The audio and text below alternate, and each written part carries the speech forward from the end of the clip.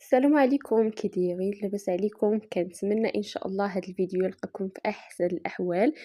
اليوم ان شاء الله غادي نحضر معكم واحد الغديوه بالسمك ديال الشطون والخضر، وغادي نحضر معكم واحد البطبوط اللي تيجي ناجح مليون في المية بدون دقيق ابيض. يعني ما غاديش نستعملوا الفورص اللي هو الدقيق الابيض نهائيا. وكيجي البطبوط ديالنا خفيف بحال الريشه وكله محلول من الداخل حبه على اختها. يعني البطبوط ديالكم غيجي محلول ومفشفش وخفيف وناجح مليون في المية. تحضروه بكل سهولة، ما غاديش يحتاج منكم لا وقت طويل ولا مجهود.